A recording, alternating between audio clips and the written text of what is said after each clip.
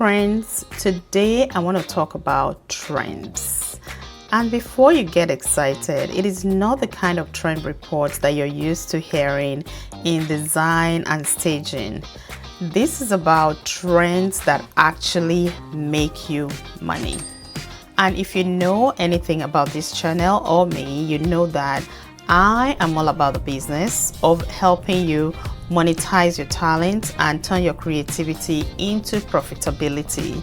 So let's get into the kind of trends that I'm talking about that you won't find on Pinterest boards. All right, let's get into it. The trends that come to mind when people talk about trends is the color of the year. The curved sofas versus the square ones. Are they using light wood, dark wood, all of those things? And those are all important part of staging, and I follow trends myself. But the kind of trend that I'm interested in is really how is it going to turn to money. End of story. So let's talk about a few things that you should look for, the kinds of trends you follow that will take you to the bank. All right, number one, if all the trend reports are based about what is in style, I'm not sure if I've ever seen a buyer walk through a home and take note, like, oh, this home is really leaning into the trend, and how that actually makes them make a decision about buying. It is all about aligning with the lifestyle that they want to live. You can still use trends to do that, but at the back of your mind, when you're using trends, you're not using it just for the sake of this is what is in vogue right now, this is what is in trends, because you could get into trouble and you could lose money, because it's the shiny object that we all go after.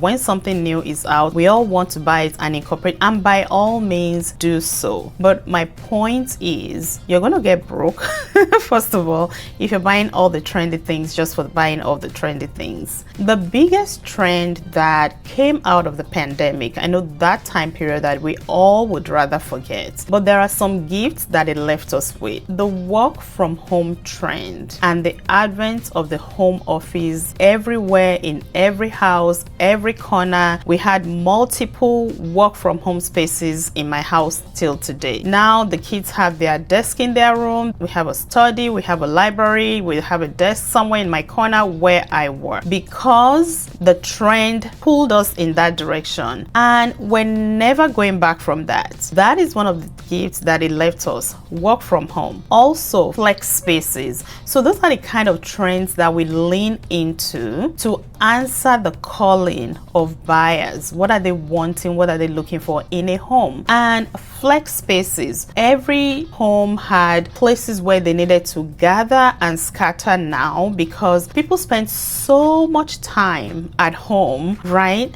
that it became a thing like I wanted to get away from everyone working from home. It just wasn't my vibe. And so leaning into that and thinking the trends, what is going on in the world, in people's lives right now, what are they looking for? And so gathering spaces, places to breathe and places to scatter around the house. So be thinking about those kinds of trends first before you buy the next shiny objects that you want to incorporate into your staging, because think about, are we going to make bank with this trend? Yes, it makes our Instagram look shiny, it might even bring some business, but at the end of the day, those are not sustainable because trends fade. That thing goes away, the next new thing comes on. But there are some things that are sustainable, that have staying power, and those are the things that I lean into. Number two, think demographics. What is the buyer pool for the neighborhood you're staging for the kind of home you're staging for? That is important to lean into as well, because if you look at the makeup of a neighborhood, you can tell a story from the kinds of homes you see, and you have to be able to adapt to be able to bring the vision to life for the people who are looking for those kind of houses, because you're not going to create a trendy modern feeling in a condo the same way that you would create in a single family home in an urban neighborhood just because this is what Pinterest is telling us to do right now. You're going to think beyond that and think about what fits one, the architecture, the neighborhood, the functionality that people are looking for in a house, and give it to them. You're thinking, who is likely to buy this home? What are they looking for, and how can I create a vision to help them connect to that? Because staging is all about creating emotional connection. So whatever helps them feel that connection, that they feel like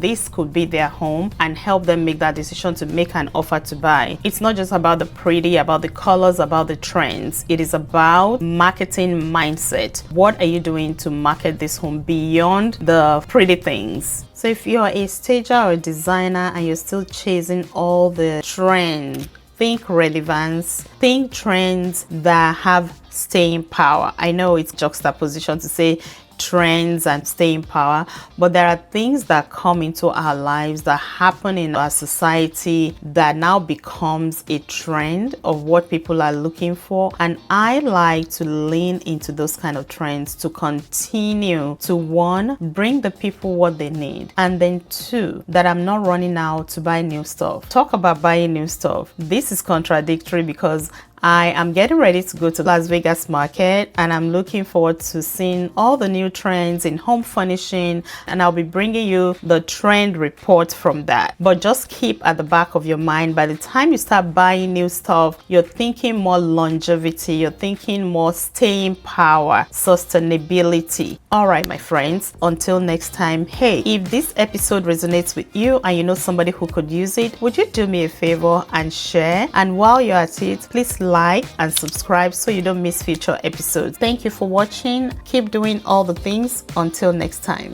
Bye, friends.